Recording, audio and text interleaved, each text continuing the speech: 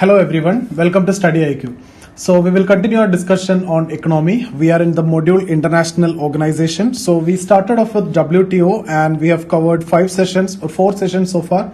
So if you're attending for the first time, what I'll do is I'll actually go for a quick recap in the first 5 minutes of what all things that we have so far covered.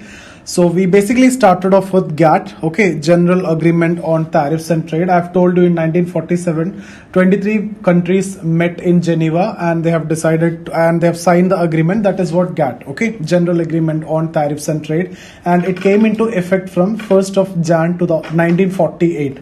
So from then it was actually GATT, and we have discussed about the objectives, principles, etc. of GATT. It is basically to promote world trade by reducing the trade barriers, okay, and the rounds of GATT we have seen 1, 2, 3, 4, etc. up to 8 rounds were there. So in the first 7 round, it is similar to the objective of the establishment of GATT. It is basically the discussions were related to the trade and reduction of trade barriers. Okay, so the first 7 meetings or the first 7 rounds, it was all about related to trade, and it's all about reduction of tariffs and to promote world trade.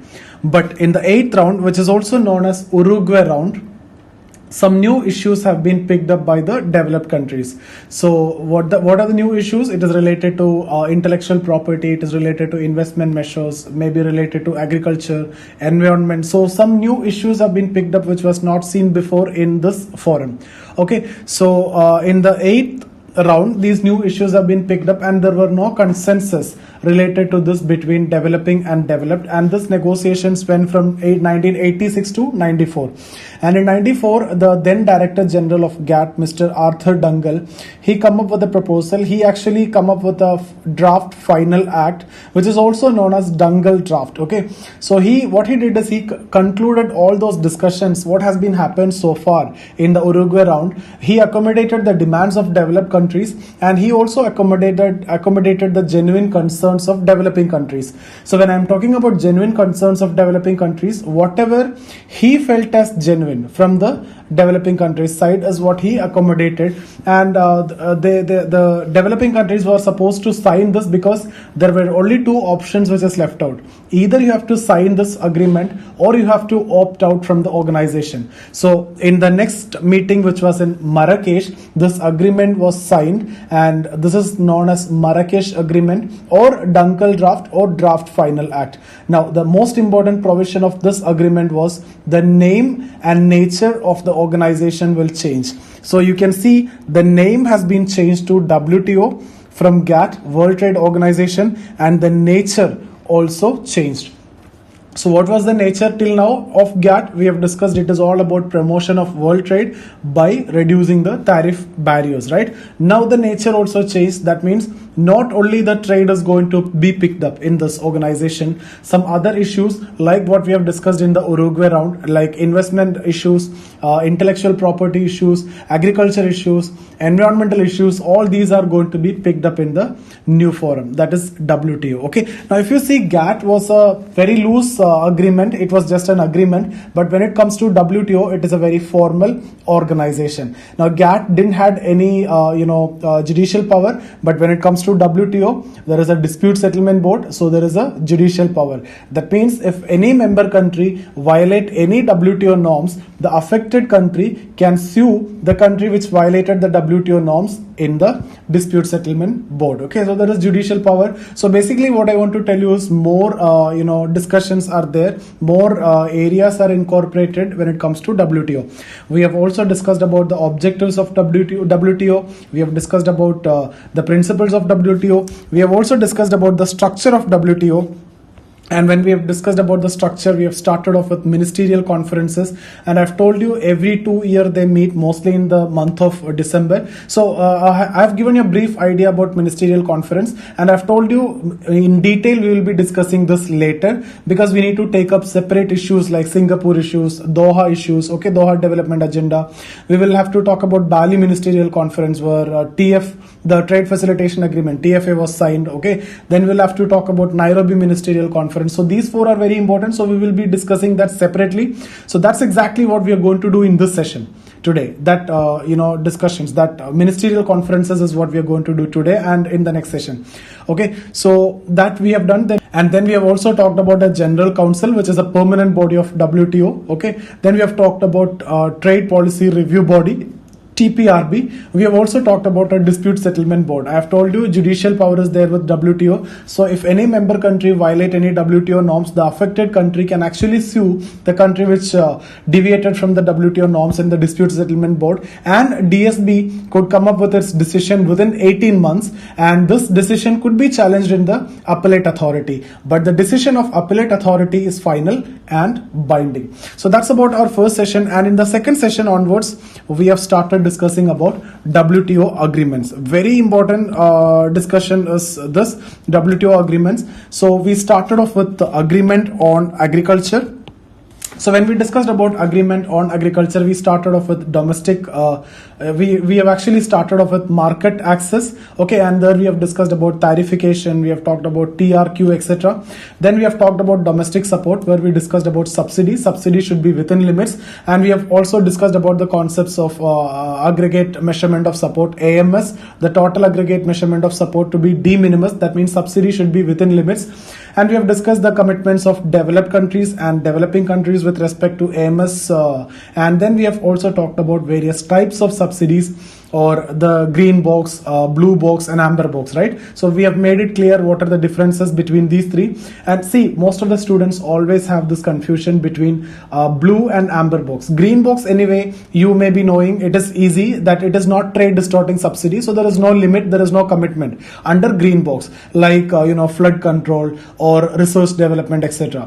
These are decoupled with production. You have nothing to do with production, so it is not trade distorting. But blue box and amber box both are coupled with production, that means it is trade distorting. What is the difference between them? Blue box AMS limitation is not there, okay, AMS requirement is not there, but amber box AMS have to be followed. So there is a limit to subsidy under amber box, but that in blue box, even though it is trade distorting, there is a exemption. Okay, so we have discussed that in detail, so there is no point in getting into the details of that. If you have missed out, then you can get in touch with me here. This is my Instagram ID, or join this Telegram channel. This is my Telegram channel where you'll get all my video, or this is a Telegram channel, you can join here, or this is the Instagram ID, you can get in touch with me, or you can get in touch with me in these are my Facebook ID also. Okay, so if you want regular classes or the online classes of economy, history, quantitative aptitude,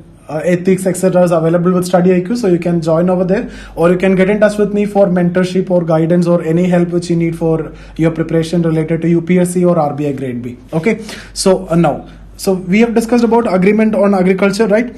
Then in the next session we have talked about trade related intellectual property rights, TRIPS. Okay, there I have told you the member country have to give minimum protection in 7 intellectual properties, what are they? Patents, geographical indicators, and copyrights, trademarks, trade secrets, industrial design, and the integrated circuit, the layout of integrated circuit. Integrated circuit layout means this transistors, capacitors, resistors, the connection between them. Okay, now then we have also talked about all these differently, separately we have done the discussion, and in patent we have discussed in detail. We have talked about Indian Patent Act, we have compared it with TRIPS norms, and we have also seen the patent amendment which was happened in 2005, and through that we have given product patent also. Till then we only had process patent, but TRIPS norms, both product and process patents are there. We have discussed this in detail. What is the problem in giving product patent? It actually affect the innovation, that things anyway we have discussed, so I'm not getting into that. Then after that, what we have done, then we have discussed about, so these two are done. Then we have discussed about trims, right? In the third session we have discussed about trims. Third session related to agreements. Overall, that is a 4th session. So the agreements itself, I have taken 3 sessions. It was so long. In the first session itself, I took around 45-50 minutes. Okay, so long, so important. We are covering each and everything. We are not leaving anything for chances. Even the minute concepts we have discussed here. So there is a possibility you'll get prelims and mains question. There is a possibility that you'll get essay also. So you won't miss anything from WTO after attending all the series. Okay, so trims, trade related investment measures, and there also we have talked about market access, we have talked about national treatment. Okay, so all this, I'm not getting into that. Then we have discussed about GATS. This GAT is different to this GAT. Okay, here it is General Agreement on Trade in Service. Okay, so we have discussed about 4 modes: mode 1, mode 2, mode 3, mode 4, that you have to get back. Okay, so you see the videos. Then we have discussed about non-agricultural cases like NAMA, non-agriculture market access, like petroleum products, etc. Okay, so that's what we have done so far. Now in this session, what we are going to do, this is the discussion which I have done before. So what I'm going to do is I'll do the same discussion. So ministerial conferences is what we are going to start. So we will be starting with ministerial conferences. Okay, so I'll tell you what are the ministerial conferences, and we will get into that important ones. So the first one in Singapore. Okay, so Singapore 1996. Second one, Geneva. See, I'm writing all the ministerial conferences here. As I've told you, I'm not leaving anything for chances. So I'm just writing here. You can just write down this. So 1998, every 2 years there will be meeting. Now third one, Seattle. Okay, 99. Fourth one, Doha. Doha is in Qatar. So 2001. See, this is important. Singapore is important. Doha is important. The negotiation is still going on, because when we have discussed about GATT, it was stuck where? In Uruguay round, right? Why? Because there was no consensus between developed and developing countries. Exactly the same situation is actually coming in Doha also. Doha development round also. Okay. Why? At that time also the developing countries issues were not solved. It was not based on consensus. They were forcefully signed, right? So exactly the same problem has been picked up here. So it is actually a deadlock. We'll discuss this in detail. Then next is actually Cancun. Okay.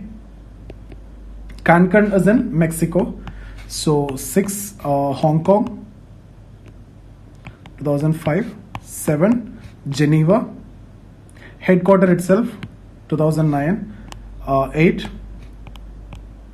Geneva, 2011. See, when you see this conference or the meeting held in Geneva, what does that mean? It's not going to be that important, meeting. This was actually held for namesake, and it was held in headquarters, so that the officials will meet, the permanent body will meet, not much expenditure, etc. So if you see Geneva, it's not that significant, okay, because it was actually held in headquarters, so that expenditure and all this issues could be avoided. Okay, so 9, Bali. This is very important. We'll discuss this. 2013. In this only we have signed the trade facilitation agreement. We'll come to that.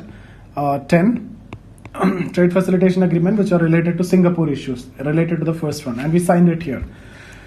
10, Nairobi. This also we will discuss in detail. So this is also important. 2015. Then Buenos Aires. Then Nur Sultan. You can just look into. Okay. So if you see here, I've told you.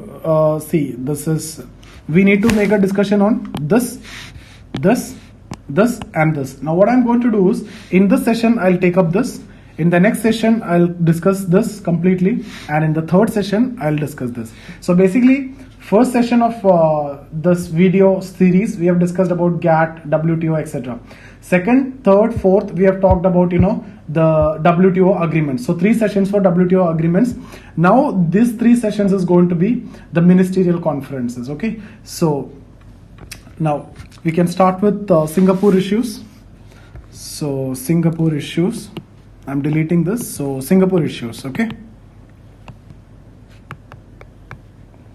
See, these are actually new issues which are introduced by Japan, European Union, EU and USA. Okay, in the first meeting itself, in the Singapore, this here itself. So when they met for the first time, see, till 8th round of GATT, in the 8th round, new issues were introduced, right? Related to intellectual property, investment measures, agriculture, environment, etc. Apart from trade. So here, some more issues are going to be introduced, like one is related to investment, the other is related to government procurement, the other is related to competition, fair competition, etc. So new issues have been picked up or introduced by those developed countries like Japan, US and EU. So basically I'm just writing here Japan, EU and USA introduced new issues. Okay, so that is what we are going to see as a Singapore issue. The first one being the competition policy. Okay,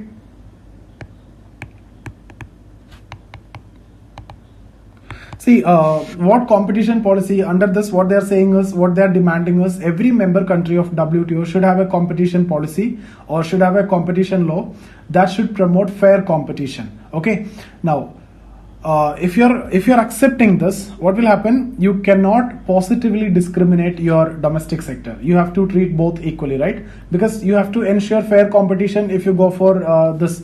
So developing countries did not accept this. We did not accept it. So developing countries actually did not accept this competition policy. Okay, because we definitely cannot do this. We need to go for positive discrimination of domestic industries. We need to discriminate positively the marginal or MSMEs, right? So otherwise they will be affected very, very badly, and that may lead to deindustrialization also. If you remember, when we have discussed about Charter Act of 1813, I have told you that led to deindustrialization in India. Exactly the same thing may happen here also. Okay, so 1813 Charter Act, what was the most important provision? The monopoly of East India Company ended except in two items: trade in tea product and trade with China. So more and more companies are going to come to India. So what will happen? It is actually affecting the domestic industries, because the artisans product which are handmade is not at all competent with the machine made product. Those are finished product. The prices are very cheap. Here the prices are high. So what happened? Artisans' life was totally ruined. Okay, and that led to unemployment, poverty, etc. So there was no further scope of development of industry. Till then, if you see, during Mughal period, we had a balance between agriculture and industry. But after this, especially after 1813 Charter Act, that balance has been broken. Everybody shifted to agriculture, and that's the reason why, if you look into the contribution of employment, agriculture sector is accommodating maximum, despite the fact that the contribution of agriculture in GDP, it is actually a disguised unemployment which is not desirable. Okay, so that led to deindustrialization. So same can happen here also. I'm not saying exactly the same, but same can happen. Okay, so I hope you understood what I mean to say. So competition policy, I'll write, what is this? Member countries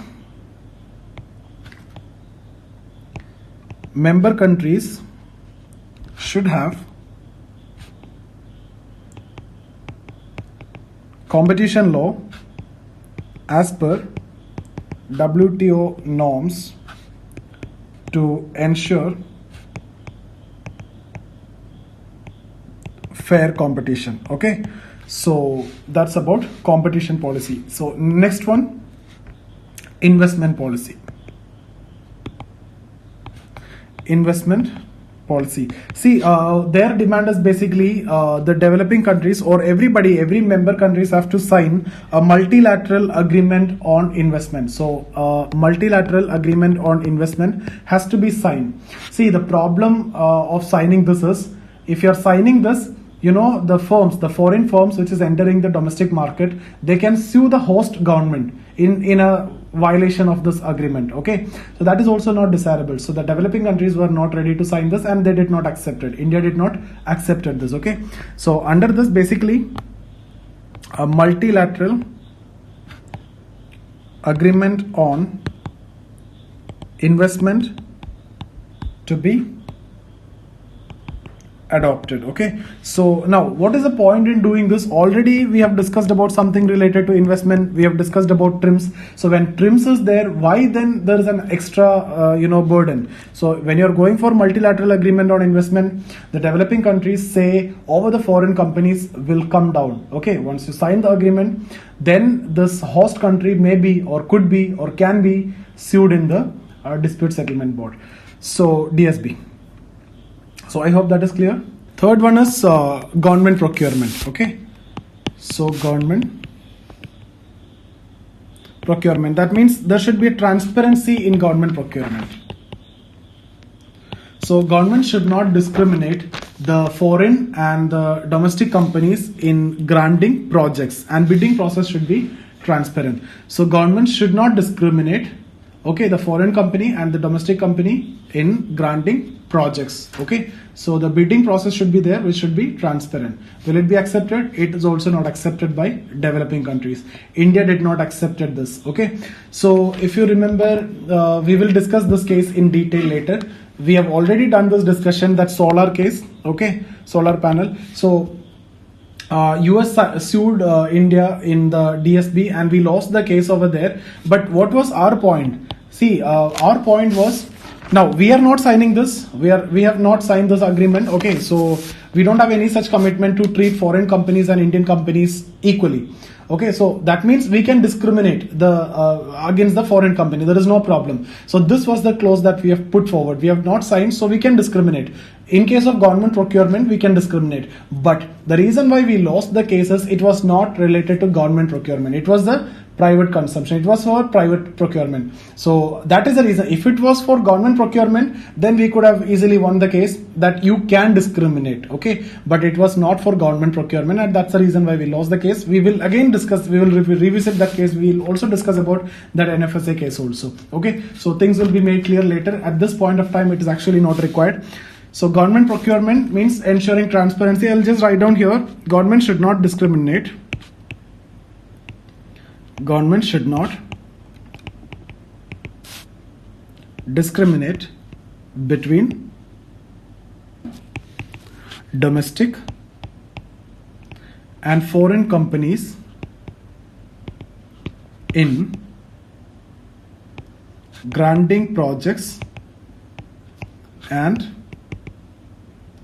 bidding process to be transparent. Okay, bidding process to be transparent. So we did not accept this also. So these three, this one, competition policy, we did not accept it. This also we did not accept it. This also we did not accept it. Okay, now there is one more that we accepted, that is what? Trade facilitation. As I have told you, TFA, we signed the trade facilitation agreement. If you remember, when we discussed about NFSA, again US sued India in NFSA, right, under AMS violation. As per AMS, we cannot give more than 10% of agricultural output as subsidy. But if you need to implement NFSA, you have to give more. The subsidy burden actually is more.